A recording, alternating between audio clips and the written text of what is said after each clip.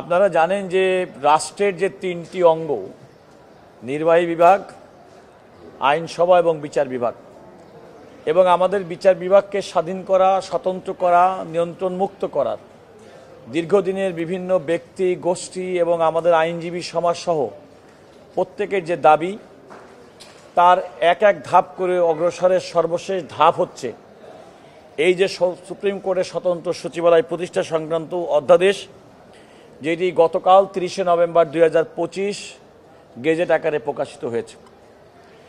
প্রথমেই বুঝতে হবে যে এই অধ্যাদেশটি মূলত অধস্তন আদালতের পরে যে মন্ত্রণালয় কিংবা সুপ্রিম কোর্টের বাইরে অন্য সংস্থার যে নিয়ন্ত্রণ, সেই নিয়ন্ত্রণ মুক্ত করাটাই হচ্ছে এই অধ্যাদেশের মূল উদ্দেশ্য।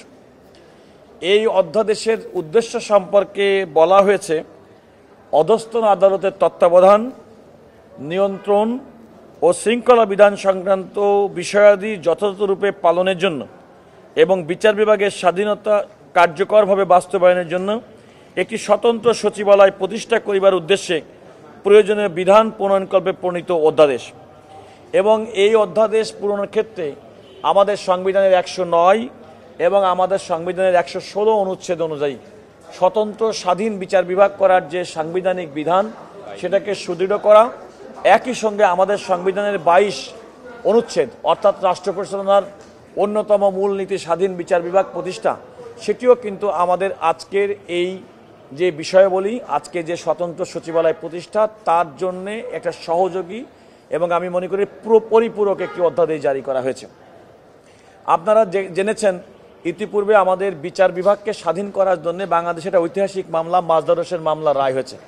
মাজদার হোসেন মামলার রায়ের পরিপ্রেক্ষিতে আমাদের দেশের উচ্চ আদালতে বলতে পারেন, নিম্ন আদালতে বলতে পারেন, তার স্বাধীনতা এবং বিচার বিভাগের স্বাতন্ত্রতা অনেকাংশেই এটা সুনিশ্চিত হয়েছিল। এবং আজকে অধ্যাদেশ জারির মাধ্যমে মূল যে বিষয়টি হলো, এখানে দুইটা বিষয় হিসেবে আমি দেখছি।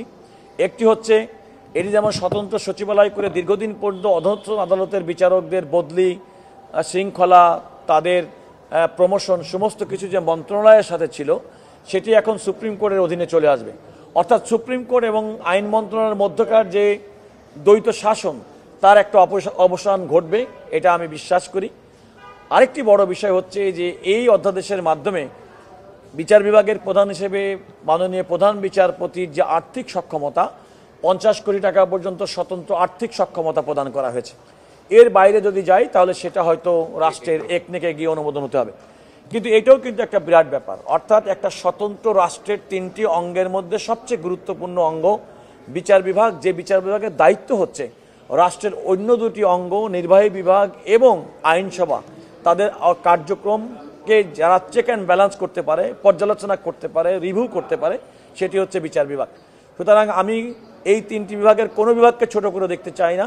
তবে 3টি বিভাগের স্বতন্ত্রভাবে কাজ করার জন্য তাদের ক্ষমতায়নকে যদি আমরা চিন্তা করি, আমি মনে করি আজকের এই অধ্যাদেশ জারির মাধ্যমে প্রকৃতপক্ষে বিচার বিভাগ এবং তাদেরকে ক্ষমতায়ন করা হয়েছে। একটা হচ্ছে আর্থিক দিক থেকে, একটু হচ্ছে প্রশাসনিক দিক থেকে। নতুন এবং ফিরে আসা গ্রাহকদের জন্য নগদে চলছে ক্যাশব্যাক সহ প্রতিদিন হাজারো উপহার জেতার সুযোগ। হবে আশা আর ফেরা, সারপ্রাইজ সেরা। আমি ব্যক্তিগতভাবে অধ্যাদেশটি জারি হওয়ার পরে আমি এটাকে স্বাগত জানিয়েছি। তবে আমি যে কথাটি আপনারা দেখেছেন গতকাল সামাজিক মাধ্যমে, অধ্যাদেশটি জারি হওয়ার পরে আমি একটা প্রাথমিক প্রতিক্রিয়া বলেছি যে এর নির্ভর করবে, সঠিকতা নির্ভর করবে আসলে বাস্তবায়ন আমরা কিভাবে করছি তার উপরে। কারণ আমাদের দেশে অনেক সময় আমরা আইন তৈরি করি যার প্রকৃতপক্ষে তার বাস্তবায়ন হয় না, অনেকাংশে সেগুলো মুখ থুবড়ে পড়ে। যে প্রত্যাশা নিয়ে যে সমস্তগুলো করা হয়, সেই প্রত্যাশা অনেক ক্ষেত্রে পূরণ হয় না। আমি মনে করি বিচার আমাদের আজকে স্বতন্ত্র সচিবালয়, সুপ্রিম কোর্ট একটা স্বতন্ত্রভাবে করলেই শুধুমাত্র হবে না, আমাদের এর সঙ্গে এটাকে প্রকৃত অর্থে কার্যকরী করার জন্য আমাদের আরও অনেক বিষয়গুলো আমাদের এর মধ্যে আনা জরুরি। তার মধ্যে প্রথম যে কাজটি আমার কাছে মনে হয়, একজন বিচারকের সততা এবং একজন বিচারকের শির দাঁড়া করে উঁচু থাকার মানসিকতা। আমরা বিভিন্ন সময়ে অতি সম্প্রতিও আমরা লক্ষ্য করেছি সুপ্রিম কোর্টের বেশ কয়েকজন বিচারপতি তারা সুপ্রিম জুডিশিয়াল কাউন্সিলের মুখোমুখি হয়েছেন। এমন বিচারপতি আছেন যাদের সম্পর্কে দুর্নীতির অভিযোগ এসেছে বলে আমরা জেনেছি। তো এরকম একটা প্রতিষ্ঠানকে যদি আপনি প্রকৃতপক্ষে জনগণের ইচ্ছার প্রতিফলন ঘটাতে চান, তাহলে এই বিচার প্রশাসনের সঙ্গে জড়িত বিচারক, আইনজীবী, কর্মকর্তা কর্মচারী এবং সচিবালয়ের সমস্ত ব্যক্তি এবং সরকার তাদের প্রত্যেককে অত্যন্ত খোলা মনে এটাকে স্বতন্ত্র স্বাধীন প্রতিষ্ঠান হিসেবে কাজ করতে দিবেন, এরকম একটা মানসিকতা থাকতে পারে। আমি প্রত্যাশা করি যে বিচার বিভাগের উপরে কোনো রাষ্ট্রীয়, কোনো রাজনৈতিক কিংবা কোনো গোষ্ঠীগত কোনো হস্তক্ষেপ থাকবে না। আবার এটাও প্রত্যাশা করি বিচারপতিরা অত্যন্ত সততার সঙ্গে, ন্যায়নিষ্ঠার সঙ্গে তাদের বিচার কার্য পরিচালনা করবেন। নিম্ন আদালতের বিচারকদের উপরে নিয়ন্ত্রণ সমস্ত কিছু সুপ্রিম কোর্টে এলেও এটি কার্যকর হবে না যদি না প্রকৃতপক্ষে একটা সুন্দর সিস্টেমের মধ্যে আনা যেতে পারে। আর একটা বড় সমস্যা আমি মনে করি, সেটা হচ্ছে তদবির সমস্যা। এই পোস্টিং, এই ট্রান্সফার, এগুলোর ক্ষেত্রে সবচেয়ে বড় যেটা সমস্যা আমরা বিভিন্ন প্রশাসনিক ক্ষেত্রে দেখি, এই সমস্যাটা অত্যন্ত প্রকট। আমাদের জুডিশিয়াল অফিসার শুধুমাত্র না, আপনি অন্যান্য যে কোনো সেবা খাতেই যদি বলেন, কোনো ব্যক্তি ঢাকা থেকে কোনোদিন তার চাকরির কর্মস্থলে গিয়ে স্থায়ী হতে চায় না। এটা আমাদের একটা রাষ্ট্রীয় বড় সমস্যা। আপনি সে ডাক্তার বলেন, অন্য যে বলেন, ইভেন যদি আইনজীবীদেরকেও বলেন, আমরা যারা সুপ্রিম কোর্টে প্র্যাকটিস করি অনেকাংশে আমরাও এক্ষেত্রে দোষমুক্ত নই। সুতরাং এটাকে যদি প্রকৃতপক্ষে কার্যকর করতে হয় তাহলে আমাদের ডিসেন্ট্রালাইজেশনের যে প্রসঙ্গ থাকবে, প্রত্যেকটা বিচারক, নিম্ন আদালতের বিচারক যারা থাকবেন তারা সেখানে তাদের স্ব স্থানে দায়িত্বশীল ভূমিকা পালন করবেন, তারা বিচার কার্যক্রম করবেন, তারা তাদের সময়ের প্রতি দায়িত্ব পালন করবেন। এগুলো হচ্ছে আমার প্রত্যাশা। এই সমস্ত কাজ আনুষঙ্গিক সমস্ত কিছু না করে শুধুমাত্র একটা স্বতন্ত্র সচিবালয় করে দিলাম, তার মাধ্যমে বিচার বিভাগ স্বাধীন হবে না এবং স্বাধীনভাবে কাজ করবে, এই কথাটা মনে করার জন্য আমার মনে হয় বোকামি হবে। দেখুন, আমি তো অবশ্যই মনে করি যে আমাদের বর্তমান প্রধান বিচারপতি ডক্টর সৈয়দ রেফাত আহমেদ সাহেব, তিনি প্রধান বিচারপতি হিসেবে নিযুক্ত হওয়ার পরে, বিশেষ করে 5ই আগস্ট 2024 পরবর্তী নতুন বাংলাদেশে মানুষের প্রত্যাশা ছিল বাংলাদেশে বিচার বিভাগ হবে প্রভাবমুক্ত, রাজনৈতিক প্রভাবমুক্ত, কলুষমুক্ত। সুতরাং এই যে মানুষের প্রত্যাশা, সেই প্রত্যাশা পূরণের জন্যে মাননীয় প্রধান বিচারপতি উনি স্বতন্ত্র সচিবালয় এটাকে স্বাধীন করার ক্ষেত্রে উনি ওনার যে নিরন্তর প্রচেষ্টা, আমি অবশ্যই মনে করি এটা তার একটি সফলতা। এবং আমি মনে করি যে অন্যান্য এই অন্তর্বর্তীকালীন সরকার যারা দীর্ঘদিন আমাদের আইনজীবীদের পক্ষ থেকেও দীর্ঘদিনভাবে দাবি করা হয়েছে, স্বতন্ত্র রাজনৈতিক দলের পক্ষ থেকে দাবি করা হয়েছে, সবচেয়ে বড় কথা বাংলাদেশে যে সমস্ত রাজনৈতিক দল যখন বিরোধী দলে থাকে তারা কিন্তু সবচেয়ে বেশি স্বতন্ত্র সচিবালয়ের জন্যে বিচার বিভাগের স্বাধীনতার পক্ষে সবচেয়ে বেশি কথা বলে থাকেন। আমরা অত্যন্ত আনন্দিত যে এটা এমন একটি সময় হচ্ছে যখন কোনো রাজনৈতিক সরকার এখানে নেই, রাজনৈতিক সরকার নেই, একটা অন্তর্বর্তীকালীন সরকার দায়িত্ব পালন করছে।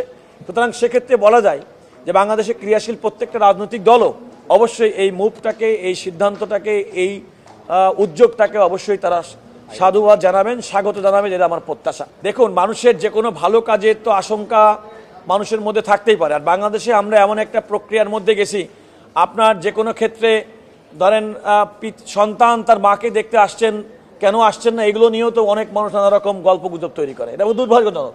আমি মনে করি একটা ভালো কাজের জন্য সবার সহযোগিতা, আমরা যে কোনো কাজের শুরুতেই যদি একটা আশঙ্কা, একটা নেগেটিভিটি দিয়ে আমরা শুরু করি তাহলে তো আমরা কোনো ভালো সুফল পাবো না। আমি অত্যন্ত আশাবাদী মানুষ এবং আমি মনে করি যে বাংলাদেশে বর্তমানে ক্রিয়াশীল রাজনৈতিক দল যারা ভবিষ্যতে বাংলাদেশকে নেতৃত্ব দেবেন তারা প্রত্যেকে বিচার বিভাগকে স্বাধীন করার ব্যাপারে তাদের রাজনৈতিক কমিটমেন্ট আছে।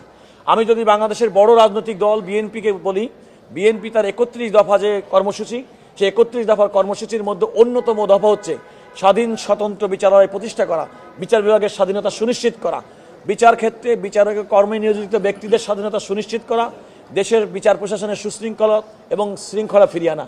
এই যদি একটা বড় রাজনৈতিক দলের কমিটমেন্ট হয়ে থাকে, এবং আমরা মনে করি আগামী দিনের নির্বাচনে বিএনপির মতো বড় রাজনৈতিক দল বাংলাদেশের রাষ্ট্র ক্ষমতা দায়িত্ব পালন করতে পারেন, সুতরাং আমি তো তাদের কমিটমেন্ট থেকে সরে যাওয়ার কোনো কারণ দেখি না। আর অন্যান্য যে সমস্ত ব্যক্তিরা আশঙ্কা করেন, আমার মনে হয় তারা শুধুমাত্র একটা সস্তা সমালোচনা করার জন্য এটি করেন। আমি আজকের এই দিনেই এই সচিবালয় প্রতিষ্ঠার জন্যই বাংলাদেশের মাননীয় প্রধান বিচারপতি ডক্টর সৈয়দ রেফাত আহমেদকে ধন্যবাদ জানাচ্ছি। আমি সুপ্রিম কোর্টের মাননীয় আপিল বিভাগ, হাইকোর্ট বিভাগের সমস্ত বিচারপতি, আমাদের সুপ্রিম কোর্টের বাংলাদেশের সমস্ত আইনজীবী সমাজ যারা দীর্ঘদিন পর্যন্ত এই বিচারাঙ্গনকে পৃথক করে তাদেরকে স্বতন্ত্রভাবে স্বাধীনভাবে কাজ করার জন্য যে অগ্রণী ভূমিকা আমাদের দাবি আন্দোলন করেছি, আমি তাদেরকে ধন্যবাদ জানাচ্ছি। এবং অন্তর্বর্তীকালীন সরকার যারা দীর্ঘদিনের আমাদের এই দাবির প্রতি তারা আমাদেরকে অধ্যাদেশটি জারির মাধ্যমে আমাদের দীর্ঘদিনের দাবির প্রতি তারা সমর্থন ব্যক্ত করেছেন, আমি তাদেরকেও মনে করি তারাও অবশ্যই এরকম একটি সময় এই ধরনের অধ্যাদেশ জারির মাধ্যমে মানুষের প্রত্যাশা পূরণের এক ধাপ এগিয়ে নিয়ে গেলেন।